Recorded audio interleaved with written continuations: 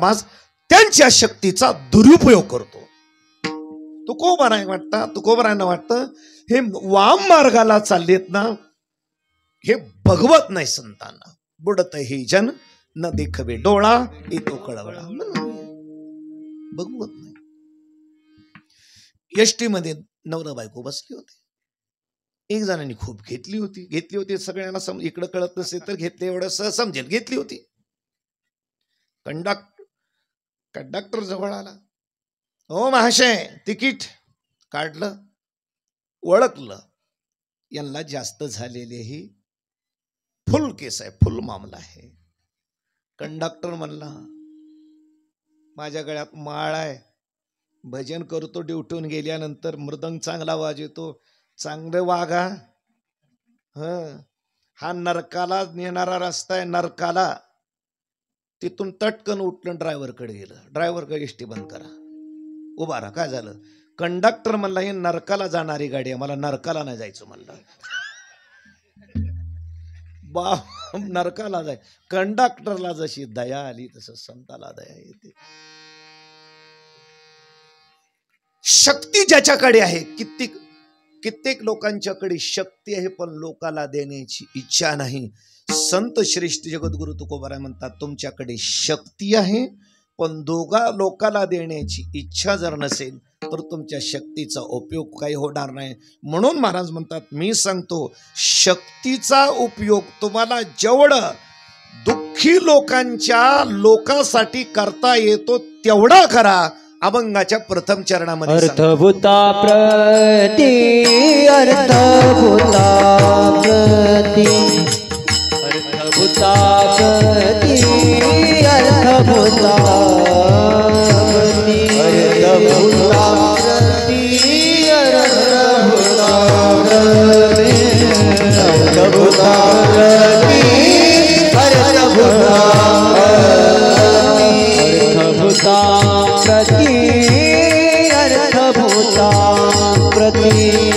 अर्थभूता प्रती, अर्थभूता प्रती, अर्थभूता प्रती, अर्थभूता प्रती, अर्थभूता प्रती.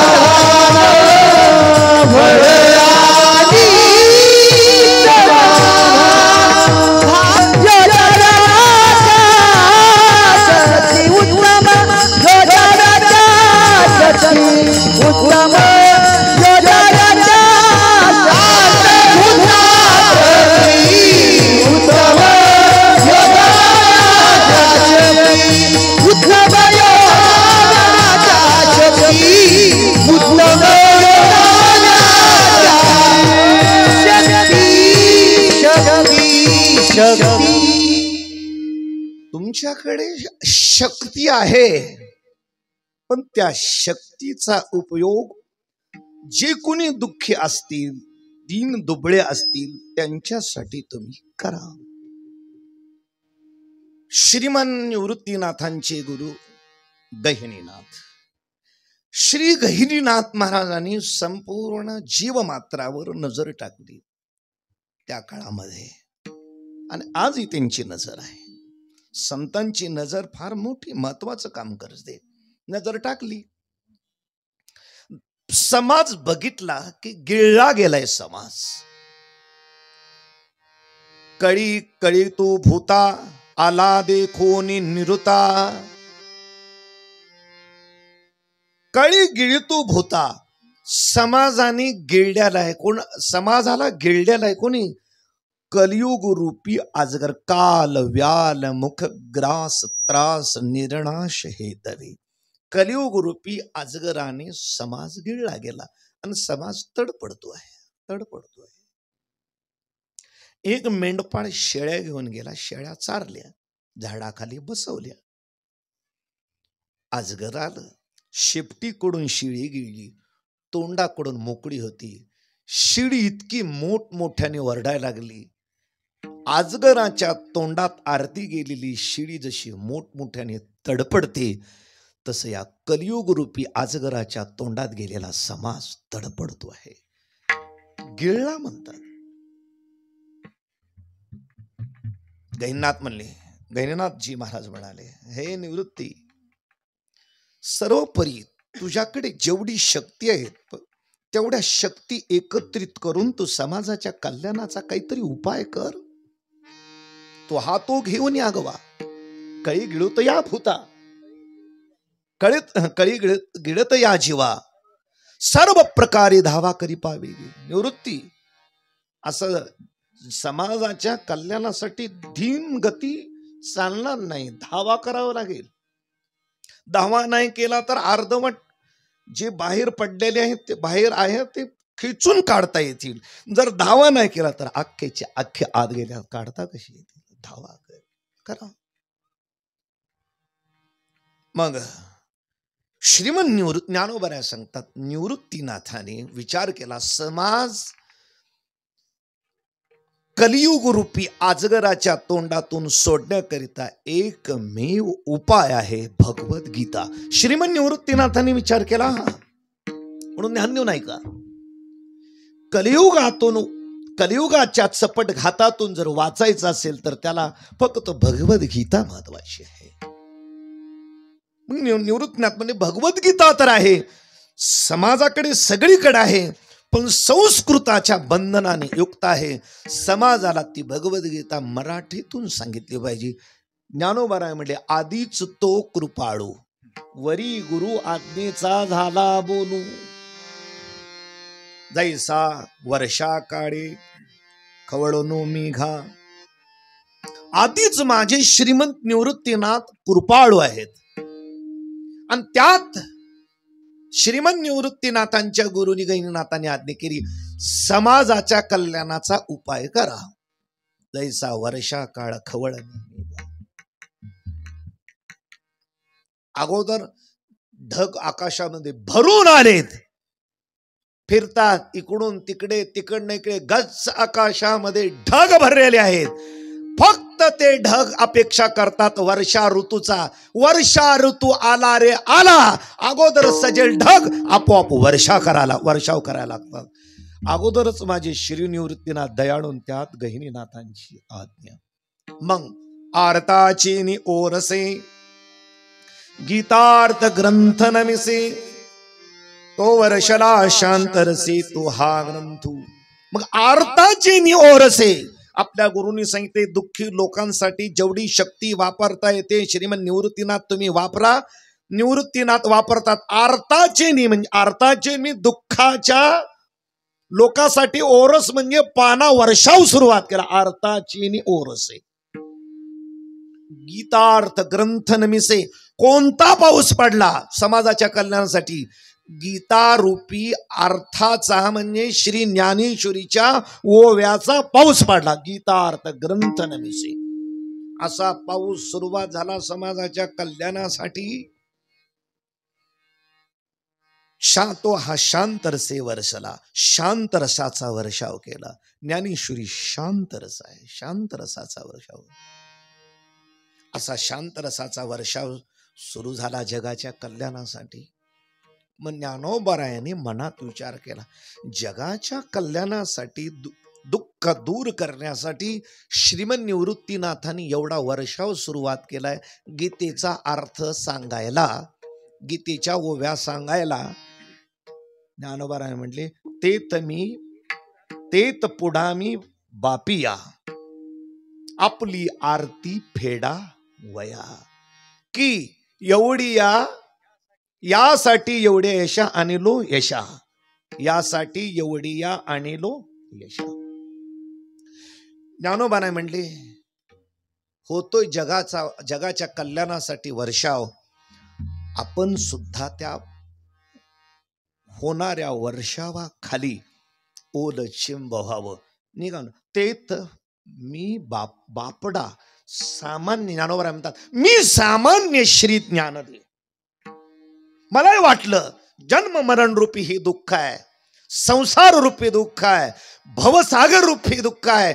अशा दुःखाने अनेक दुःखापासून मी पण पीडित आहे आणि श्रीमंतनिवृत्तीला त्यातून दूर करण्यासाठी, तो ताप शांत करण्यासाठी जर वर्षावच करतात तर आपण तर कशाला बाजू राहू. ते तर मी बापडा, ते तर पुढा मी पुढं झालो. बापडा मी पुढा जा, ते तर पुढा मी बापडा मी पुढं झालो. मग वर्षाव सुरू झाला. ते तर पुढा मी पुढा मांडणी. ज्ञानोबा नाही म्हणले, मी माझी आर्त, मी माझे दुःख मी मांडलं. श्रीमंत निवृत्तीनाथांचं माझं दुःख मांडलं. मला सुद्धा समाजासारखंच बर का श्री निवृत्तीनाथ महाराज, मी तप्त आहे, जन्म मरणाच्या खाईत जाण्या येण्याने तप्त आहे. ते तर आपली मी माझी आर्त दुःख मांडलं. माझं दुःख मांडायला गेलो आणि एवढ्याच कारणास यासाठी एवढी या आणिलो यशा, यासाठी एवढ्या कारणासाठीच मी गेलो दुःख घालवायला. एवढ्या कारणासाठी मी तिथं जाऊन पोहोचलो. तर श्रीमंत निवृत्तीनाथाने मला ज्ञानेश्वरीचा कर्ता केला. ज्ञानोबा म्हणले, मी ज्ञानेश्वरी सांगितले नाही, श्रीमंत निवृत्तीनाथांच्या अंतःकरणातल्या करुणेतून ज्ञानेश्वरी प्रगट झालेली आहे. तेच फक्त मी बापडा, मी आरती तृप्त होण्यासाठी गेलो, तर परिणाम ज्ञानेश्वरीचा करता श्रीमंत निवृत्तीनाथ आपण बाजूला राहिले आणि जगाला सांगितले ज्ञानेश्वरी ज्ञानोबारायांनी लिहिली बर का. असा प्रसंग मला घडला म्हणे. श्रीमंत निवृत्तीनाथांनी आरताची ओरसे गीता ग्रंथान मिसे. जगाच्या कल्याणासाठी श्रीमंत निवृत्तीनाथांनी गहिनीनाथाने सांगितले म्हणून जेवढी शक्ती वापरता येईल तेवढी शक्ती वापरली. आर्त भूताप्रती. आर्तभूत, ऐका, भूत शब्दाचा अर्थ मानव मात्र नाही, पंचमहाभूतापासून बनलेले स्त्री, पुरुष, पशु, पक्षी, प्राणी, जेवढे जेवढे पंचमहाभूताने युक्त बनलेले जे लोक आहेत, पंचमहाभूताने बनलेले शरीर आहेत, त्यात जर कोणी दुःखी असेल तर तुमची शक्ती दुःख दूर करण्यासाठी वापरा. आर्तभूताप्रती. प्रत्येक प्रति शब्दाचा अर्थ आहे प्रत्येक भूताप्रती, दुःखी भूताप्रती. सोन्याचा भाव 62 रुपये तोळा. 100 किलोला नाही, 10 किलो नाही, प्रति तोळा 62 रुपये. तसं प्रति शब्द आहे. भूता प्रति, प्रत्येक भूतमात्राच्या ठिकाणी. ऐका, जे दुःखी असतील, तुमच्याकडे जर शक्ती असेल तर त्या शक्तीचा वापर जरूर करावा. एक थोडीशी गोष्ट सांगतो, ध्यान देऊन ऐका, चित्त देऊन ऐका. एवढी गोष्ट ऐका आणि पुन्हा झोपा. कोणाला झोप येतच असेल तर इथल्याशिवाय विश्रांती आहेच कुठं हो. दिवसभर वनवन केलेला असतं, कामं केलेली असतात. इथं ऐकायला आहे, संगीत ऐकाय, मृदंग आहे, टाळ आहेत, भजन आहे, वीणा आहे, ऐकायला कथा कीर्तन आहे, मध्ये शब्द चांगले ऐकायला मिळतात. आपोआप झोप लागते. कुणाला कृपया लागले असेल तर थोडं तिला बाजूला सारा आणि ध्यान देऊन ऐका. एक तरुण मुलगा होता, मायबापांच्याकडे गेला. 25-26 वर्ष आहे. माझी विनंती आहे पिताश्री, काय तुमचा प्रपंच मोठा आहे. बापाला म्हणला 100-125 एकर जमीन आहे, तुम्हाला काय करायचंय काय तुमच्या हातात आहे, पण माझं एक ठरलंय की मी लग्न करणार नाही. पोरगा म्हणला, काय करशील, काय करशील काय? म्हणे माझी एक इच्छा की समाजाची सेवा करावी. माझी एवढीच इच्छा, दुसरं काही इच्छा नाही. बर, सेवेचं स्वरूप काय? कशी सेवा करणारस? झाडून काढणार, नेमकं कोणतं कसं करणार? म्हणे नाही, म्हणे मी उन्हाळ्याच्या दिवसामध्ये, कडक उन्हाळा असो कसाही उन्हाळा असो, मी पानपोई टाकणार आहे रस्त्यावर, मेन रस्त्यावर, मेन चौकात पानपोई टाकणार. आलेल्या प्रत्येक व्यक्तीला मी पाणी नेणार. उदक दाने सदा शीतळू. कृपया अन्न देणं झालं नाही तरी नाही, कमीत कमी फुकाचे जीवन तरी पाजा. पाणी तरी पाजीत जा. पाणी पाणी तुमच्याकडे पाणी आहे, थंड पाणी आहे, आणि तुम्हाला तो माणूस आवडत नाही, आणि त्यानंच म्हणला पाणी आहे का? आहे, प्या. मला कुठं मिळाल असं कृपया म्हणू नये. पाण्याला नाही कधीच म्हणायचं नाही. पाणी पाज भाऊ. रोज लोक यायचे, पाणी प्यायचे. त्यात त्यानं निरीक्षण केलं की 4 महिने झालं मी पानपोई टाकलेली आहे, आणि 4 जण येतात आणि पाणी पितात, पण नियमाने रोजच पाणी प्यायला येतात. पण हाही म्हणला नाही रोजच तुमच्यासाठीच भरलंय का, उठलं की सुटलं माझ्यापाशीच पाणी आहे का, तुम्हाला दुसरीकडे पाणी आणायला जायला काय होतंय, हाही नाही. पानपोई टाकलंय तर प्रेमाने पाणी पाजीत राहायचं नाही, असं नाही. 4 जण पाणी प्यायचे. एके दिवशी विचारावंच म्हणे, जर येण्या जाण्याने संघर्ष जास्त झाला, मैत्री पटली, रोज जाण्या येण्याने मैत्री झाली ना, खूप खूप खूप प्रेम वाटलं, एकमेकाचं बोलणं झालं. फक्त एक दिवशी विचारलं की तुम्ही रोज पाणी प्यायला येता, तुम्ही कुठले आहात आणि तुमची नावं काय आहेत? आम्ही कुठले आहोत सांगून उपयोग होणार नाही म्हणे. सांगून उपयोग होणार नाही, काही काही फायदा नाही म्हणे. नाही सांगा तरी नाही. आम्ही जर सांगितलं तर तुझे त्रिधा उडेल. त्रिधा शब्दात समजलं? तू घाबरशील. तुम्ही सुद्धा घाबरताल बघा मी सांगितल्यास. घाबरू नका, पळू नका कोणी, आपल्याला गोदामात आहे. आम्ही 4 जण 4 महिन्यापासून पाणी प्यायला येतो. आम्ही या परिसरामध्ये सारखं फिरतो. आम्ही 4 जण यमाचे दूत आहोत म्हणे. घाबरत नाही म्हणणार मी. ठीक आहे, आमचा हा एवढा जो एरिया आहे ना, एवढा सगळा भाग आमच्याकडे आहे. कोण कधी मरतं त्याला घेऊन जायचं आमच्या चौकाकडे आहे. असं असं. आता मग कुठं चालला? आता मी चाललो म्हणे यमाकडे. तुम्ही यमाकडे जाता, यमाच्या दरबारात बसता, तुम्ही यमाच्या दरबारातून येता, यमाचा तुमचा संबंध चांगला त्याचे नौकरच आहोत आम्ही. नौकराची सत्ता स्वामीवर चालते. विश्वास तो करी स्वामीवरी सत्ता, आमची तर सत्ता चालते.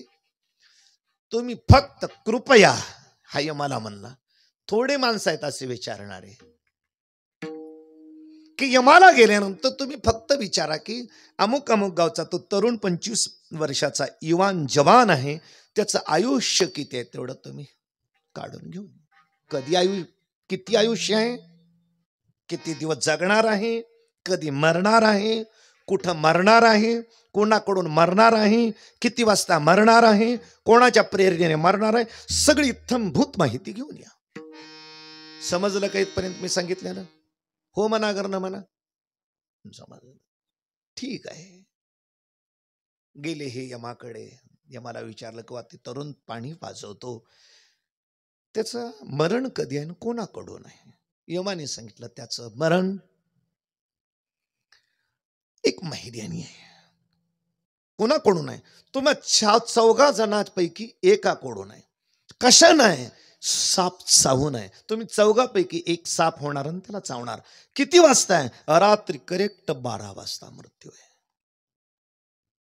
सगळी माहिती घेऊन आले, पृथ्वी तलावर आले, पाणी आले, त्याच्याकडे आले, तरुण युवान जवानाकडे आले.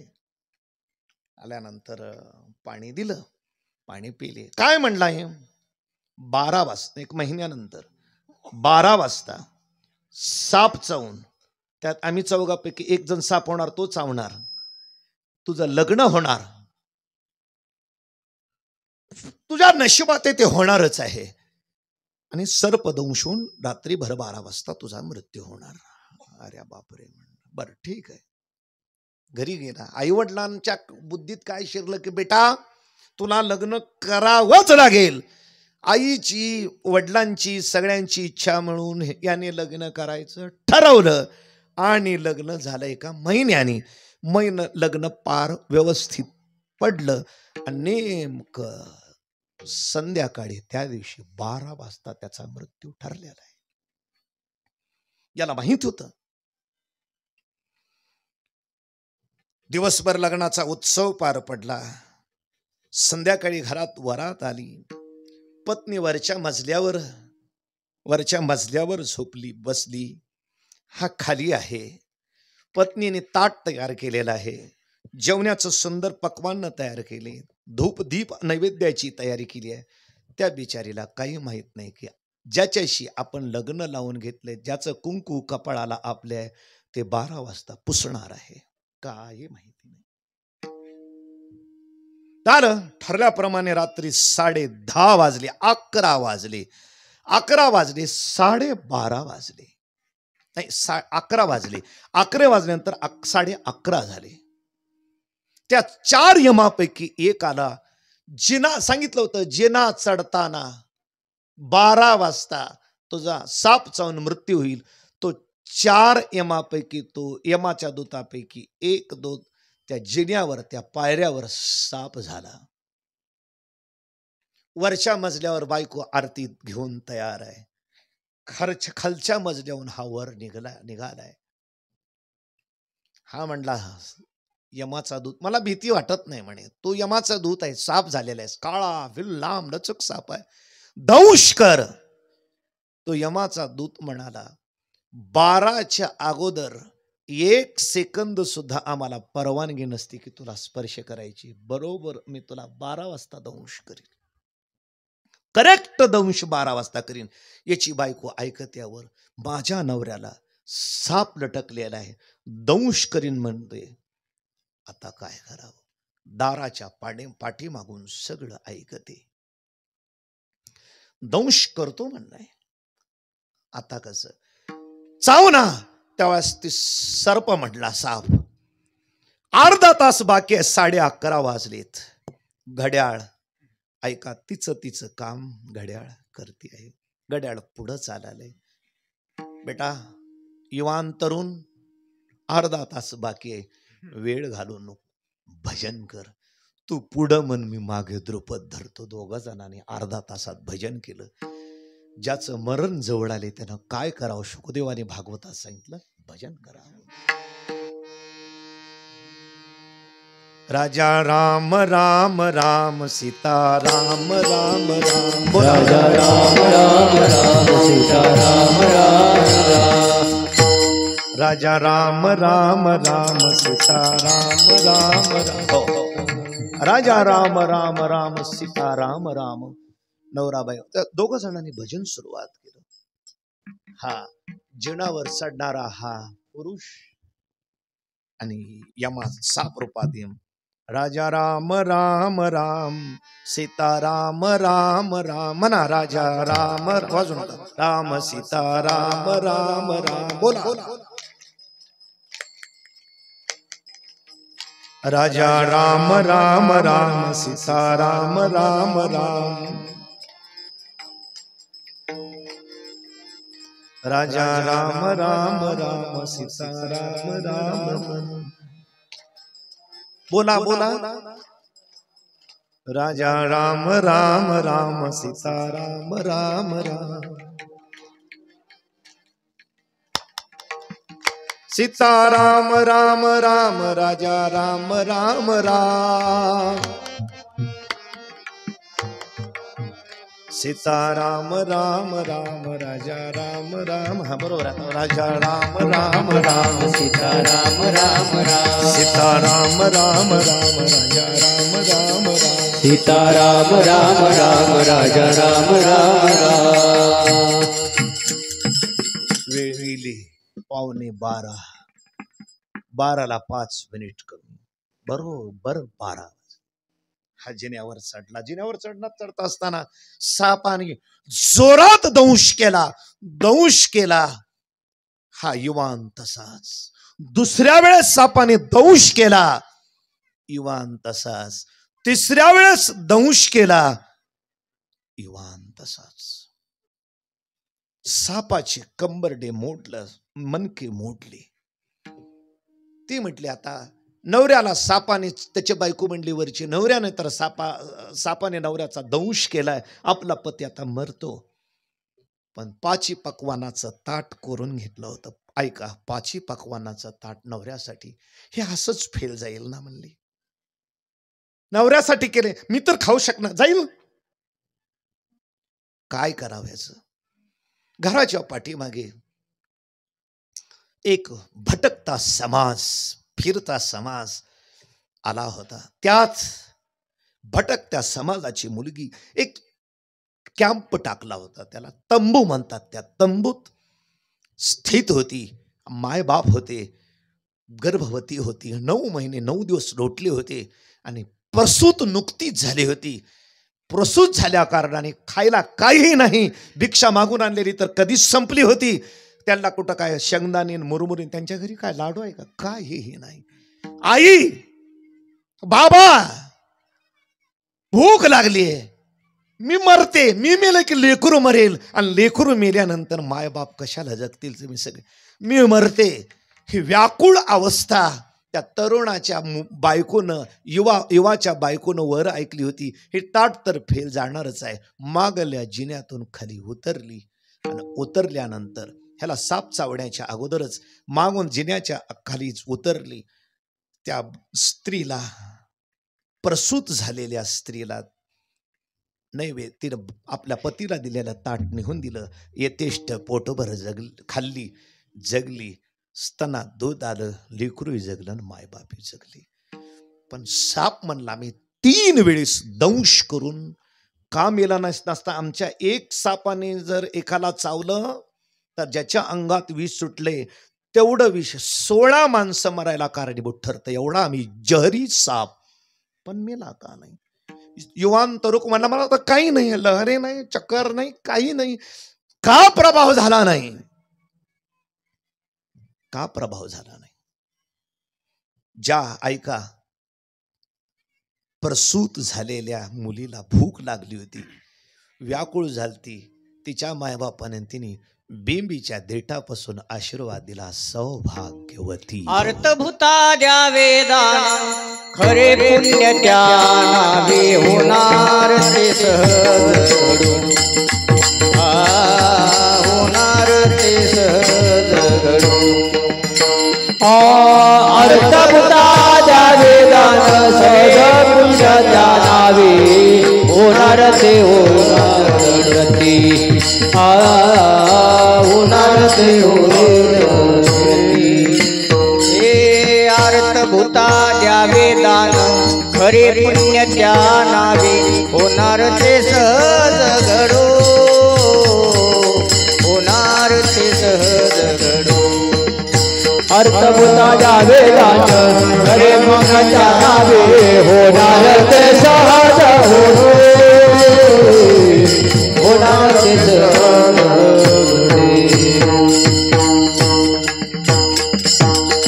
त्या सापानं विचारलं, कसा मेला नाही? तो म्हणला, मलाही कळत नाही मी कसा मेलो ते. जा, यमाला विचार जा. 12 वाजता मरणारा तरुण का मेला नाही? जा विचार जा, ध्यान देऊ नाही. हा गेला यमधर्म, यमा 12 वाजता दंश केला तो पोरगा का मेला नाही? यम म्हणला, मलाही सांगता येत नाही. चल आपण भगवान ब्रह्मदेवाला विचारू. ब्रह्मदेव म्हणले, मलाही सांगता येणार नाही. चला आपण श्री शिवजीला विचारू. श्री शिवजी म्हणले, मलाही सांगता येणार नाही. आपण चला भगवान विष्णूला विचारू. हे सगळे विष्णूला विचारायला गेले. त्या मुलाचा 12 वाजता मृत्यू असणारा, तो मृत्यू का आला नाही? त्याचा मृत्यू का नाही? तो मेला. त्यावेळेस विष्णूने सांगितलं, दुसऱ्या मजल्यावर 5 पक्वान्नाचं ताट घेतलेली त्याची स्त्री, जी त्याची जी बायको आहे, त्या बायकोनं प्रसूत झालेल्या भुकेल्या बाईला, मुलीला अन्नाचे कण, अन्नाचा ताट, अन्नाचं सगळं भरलेलं हे पक्वान्न खाऊ घातले. ती यथेष्ट जेवली आणि 2 जीवाचा त्यानं जीव वाचवला.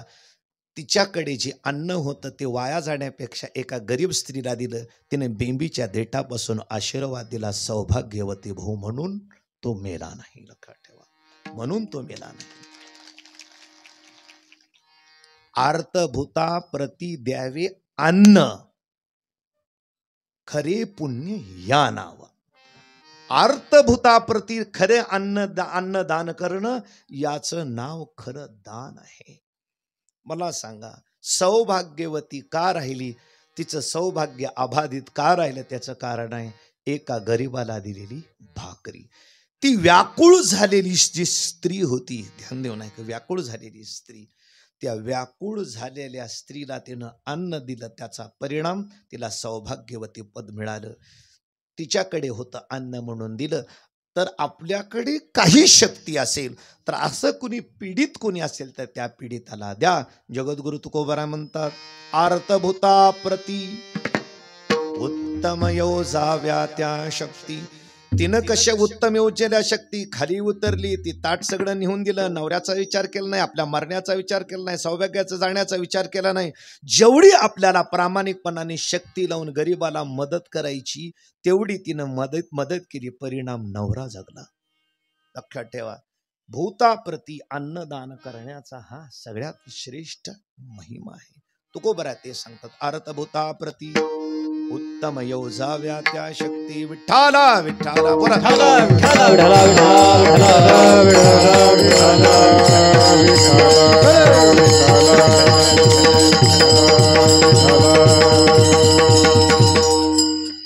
श्री भागवतामध्ये कथा आलेली आहे. भरद्वाज यांच्या वंशामध्ये मन्यू झाला, मन्यूचा नर झाला आणि नराचा रंतीदेव झाला. रंतीदेवाची कथा आलेली आहे.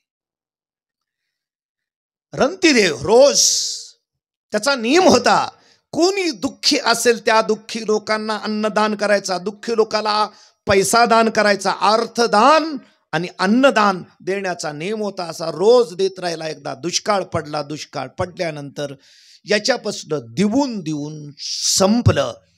सगळे लोक याच्या जवळ आले, तेच खाऊ लागले, याच्या जवळ काही राहिलं नाही. मग याचा प्रपंच कसा भागवू लागला. वियत आकाश मार्गाने जे लब्धम जे मिळेल ते ददतो, जे काही मिळेल तो देत होता. हा रंतीदेव. जगण्याची पद्धत बघा, दिल्या असल्या कारणाने दुष्काळ पडल्यामुळे समाजाकडे कोणाकडे काहीच राहिलं नाही. समाज सगळा दुःखी आहे आणि ह्याच्याकडे काही राहिलं नाही. रंतीदेव निष्किंचन धीरस्य सीदतः कुटुंबस्य. निष्किंचनस्य, निष्किंचन दोन शब्द तुम्ही पण ध्यान देऊ नका, तुम्ही पण संसारिक आहात. निष्किंचन आहे प्लस धीर आहे. पैसा जवळ नसावा आणि धैर्य असावं, याच्यासारखा मोठा शहाणा जगात कोणी नाही. माणसाकडे पैसा असला की थोडी शांती आहे. निष्किंचनस्य धीरस्य, निष्किंचन असून धीर आहे. सीदमाना कुटुंबस्य, दुःखी आहे. सीदमाना दुःखी आहे. कुटुंब सह परिवार दुःखी आहे, पण धैर्य खूप आहे. दुःखाच्या काळात ज्याचं धैर्य टिकून राहील त्याला दुनियातलं पुढे प्रसंगी काहीही मिळून जाईल, काही मिळून जाईल. असा हा रंतीदेव उपाशी राहिला. सकुटुंब दुःखी झाला. 2 दिवस झाला अन्न मिळालं नाही. 3 दिवस नाही, कंप्लीट 10 दिवस अन्नाचा कणही मिळाला नाही आणि पाण्याचा थेंबही नाही. किती दिवस? 10 दिवस. 20 दिवस गेले, काही नाही. 30 दिवस गेले, अन्न पण मिळालं नाही, पाणी पण नाही. 40 दिवस गेले, अन्न नाही, पाणी नाही. 45 दिवस गेले. ऐकायला बरं आहे नुसतं. दुपारी जेवला असाल तर आता तळबळ चालू आहे. सेवा कधी इथले नाही बरं, तिकडले सांगतो मी. 47 दिवस झाला अन्नाचा कण नाही.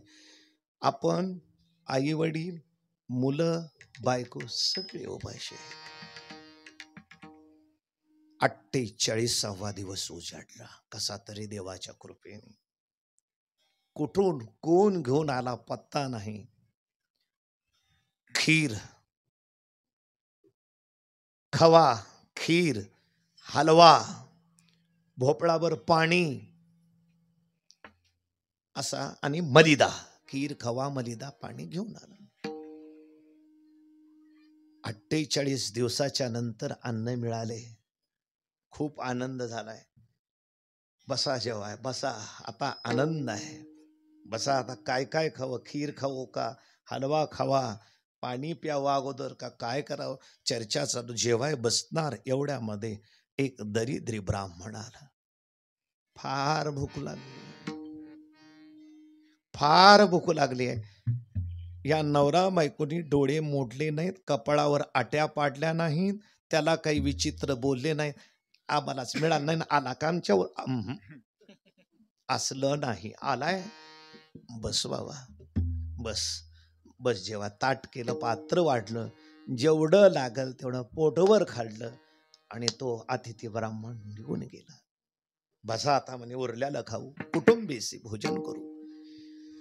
तो निघून गेला ना गेला तेवढ्यात एक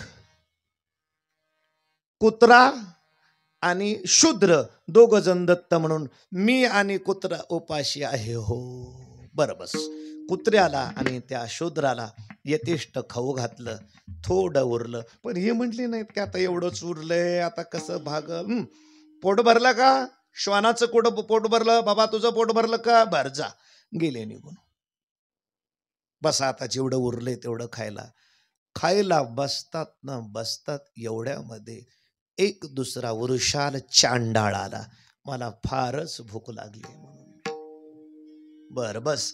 होती थोडी थोडी खिरी खाल्ली, हलवा खाल्ला, सगळं खाल्लं, फक्त पाणी उरलं. कितव्या दिवशी? 48व्या दिवशी मिळाले त्यातलं फक्त पाणी उरलं. म्हणजे आपण पाणी पिऊन आपण राहू, परमेश्वराची जशी इच्छा असेल तसे, ठीक आहे. पाणी पिणार एवढ्यामध्ये मला फारच तहान लागल्या हो, म्हणून शूद्र आला चौथा. पाणी तर द्या म्हणे, आमच्याकडे पाणी. हातात पाणी दिलं, पाणी दिले की सगळं पाणी पिऊन गेला. 48 दिवस झालं, काही अन्नाचा कण नाही. व्याकुळ झाले, प्राण जाणार. एवढ्यात साक्षात ब्रह्मा विष्णू महेश प्रगट झाले त्यांच्या समोर. देव, तिन्ही देव प्रगट झाले. रंतीदेवा, विष्णू म्हणाले, तुझी मी परीक्षा घेतली, 48 दिवस काही दिलं नाही, आणि जे काही मिळालं ते चौघांनी घेऊन गेले, तरी तो त्याच्यावर रागावला नाहीस. काय तुझं रंतीदेवा धैर्य आहे, माघ प्रसन्न आहे.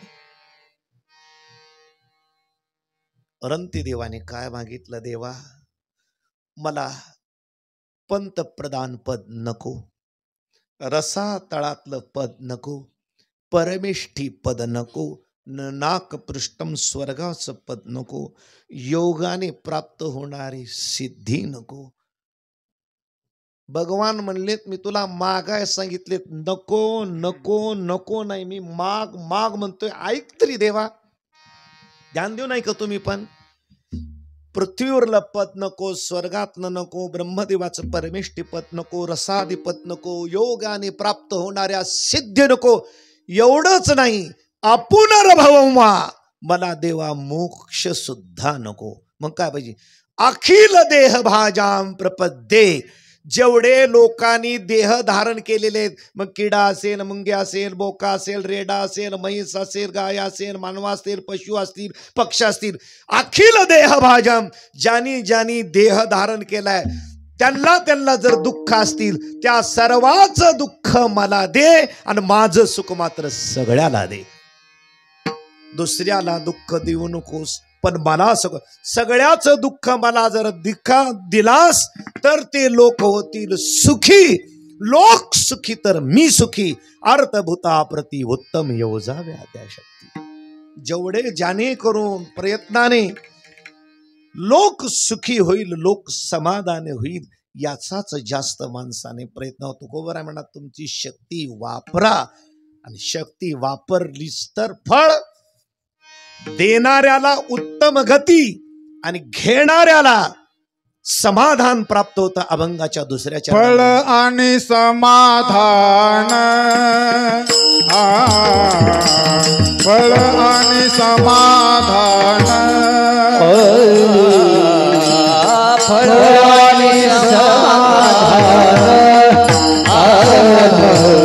फळ आणि समाधान फळ आणि समाधान फळ आणि समाधान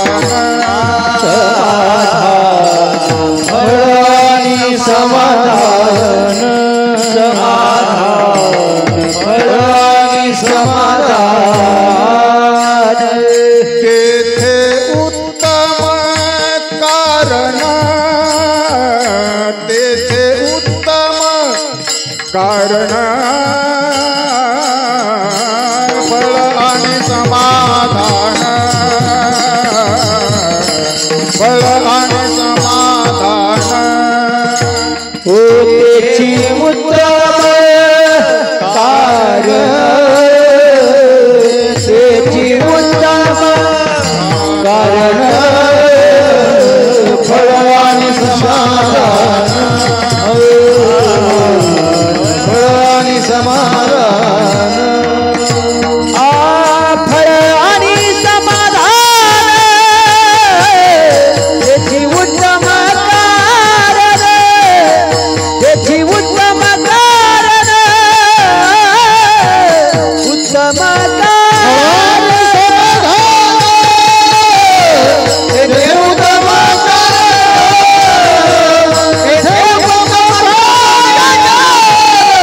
त्याचे उत्तम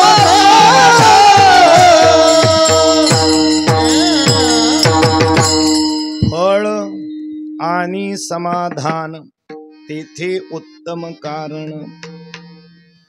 ज्याने आपल्याकडे असलेली शक्ती दुःखी लोकांच्यासाठी यूज केली वापरली त्याला फळ चांगला म्हणतं. कोणतं फळ? उत्तम फळ प्राप्त होतं. उत्तम फळ म्हणजे उत्तम गती प्राप्त होते.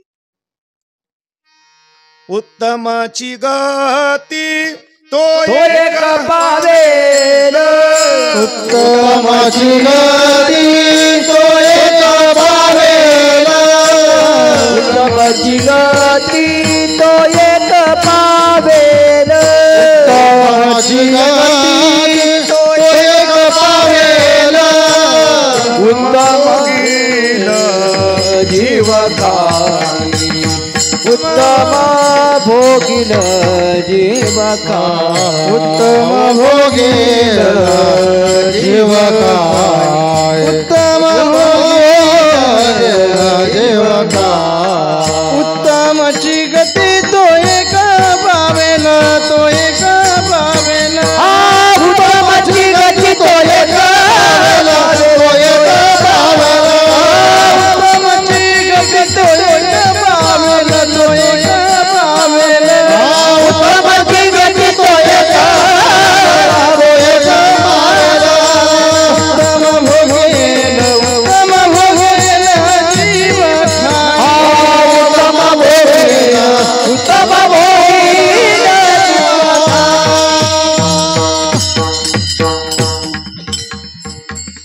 फळ चांगला मिळेल. फळ देणाऱ्याला उत्तम फळ मिळेल. उत्तम भोगील जीवखानी हे तर फळ आहे पण हे गौण फळ आहे असा अर्थभूताप्रती आपल्या शक्ती वापरणारा सर्वात श्रेष्ठ फळ प्राप्त होतं.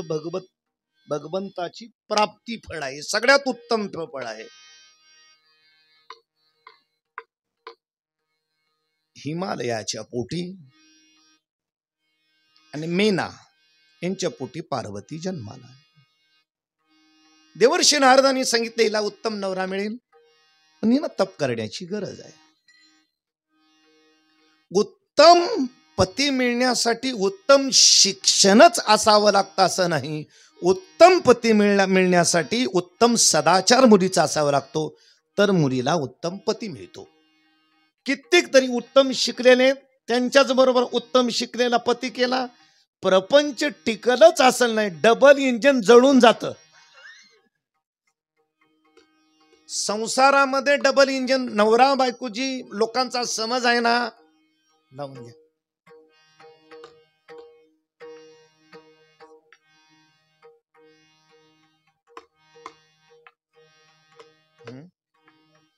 थांबायचं हो, वेळ झालेली आहे.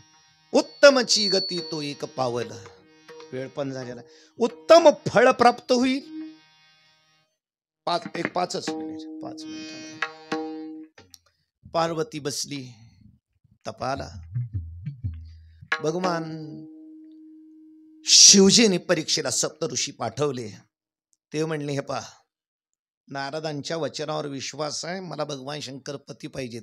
मिळाला लग्न करीन, नाहीतर असं तप करायचं मरायचं, पुढचा जन्म घ्यायचा, शंकरचे पती मिळवायचे. नाही मिळालं तर असंच मरून जायचं, असा माझ्या मनाचा निश्चय आहे. इतका पक्का. भगवान श्री शिवजी आले स्वतः परीक्षा घ्यायला. नदी वाहत होती. शिवजीने मगराचं रूप घेतलं होतं. एका मुलाचा पाय पकडला त्या मगरीनं, ओरडायला लागला. पार्वतीने तप सोडलं.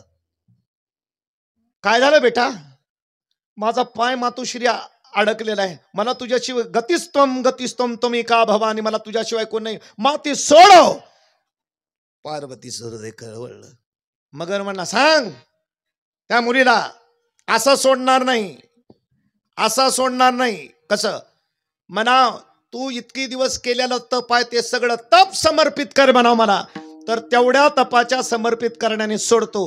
पार्वती मनात म्हणली, तप जर समर्पित केलेलं सोडलं तर शिवजी पती मिळणारच नाही सोडत. सगळं तप समर्पित कर म्हणतोय तर सोडतो.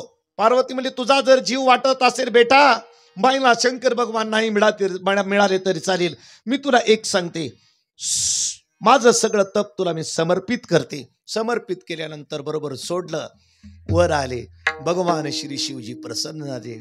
पार्वती, माझा तुझा विवाह निश्चित होईल. मी तर तप संपवलं, माझ्याकडे तप नाही, तुम्ही कसे प्रगट झाला? पार्वती, अन्न प्राशन करायचं सोडून, पाणी प्राशन करायचं सोडून किती वर्ष केलेलं तप, त्यापेक्षा सुद्धा दुःखी लोकांसाठी अर्पण केलेल्या तपानेच मी प्राप्त होतो, बाकी दुसऱ्या तपाने मी प्राप्त होत नाही.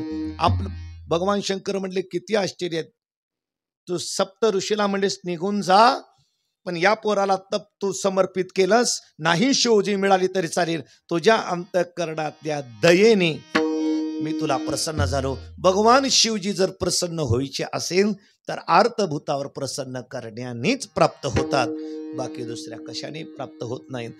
जो असा कोणी अर्थ लोकाला आपल्यापाशी असलेल्या शक्ती वेचेल, फळ त्याला मिळेल आणि समाधानी प्राप्त होईल. त्याला घेणाऱ्याला काय होईल? घेणाऱ्याला समाधान प्राप्त होईल. समाधान शब्दाचा अर्थ काय? सोनं मिळणं याचं नाव समाधान नाही. सोन्यासारख्या मौल्यवान वस्तू मिळाल्या तरी त्याच्याबद्दल मोह नसलं याचं नाव समाधान आहे. चित्त समाधान तरी विष वाटे सोने. चित्त जर समाधान असेल तर सोन्यासारखे मौल्यवान किंवा सोनं जरी मिळालं तर त्या सोन्याबद्दल सोनं म्हणजे विश्वत वाटणं, सोनं म्हणजे मातीवत वाटणं, असं ज्याला वाटत असेल त्याचं नाव समाधान आहे. असं अलौकिक रम्य समाधान प्राप्त होत. असा देणाऱ्याला अल्पसंतोषी मिळाला आणि देणारा इच्छा संपन्न मिळाला. दोघा जणांचा योग असा पात्रवान दुर्लभ आहे, पण तो जर मिळाला तर सुलभ. अभंगाच्या 3ऱ्या चरणामध्ये सांगतो, अल्पतो संतोषी, अल्पतो संतोषी, अल्पतो संतोषी, अल्पतो संतोषी, सापणे उदेशी, स्थाने सापणे उदेशी,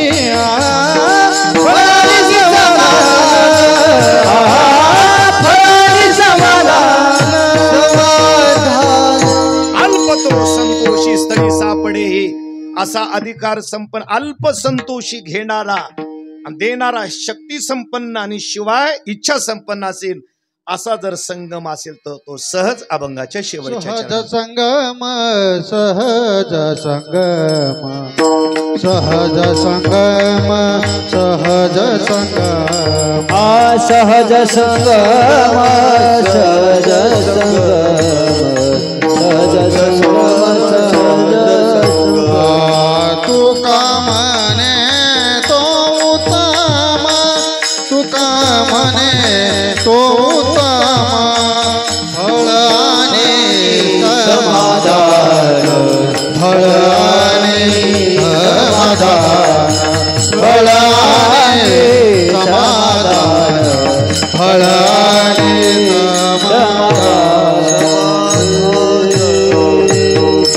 हो बार कुमार जय कुमार कुमार कुमार कुमार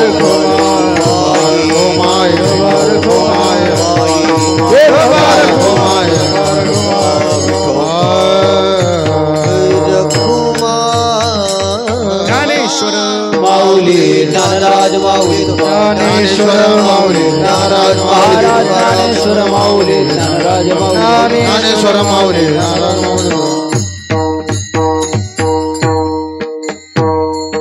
विठ्ठल जे जे जय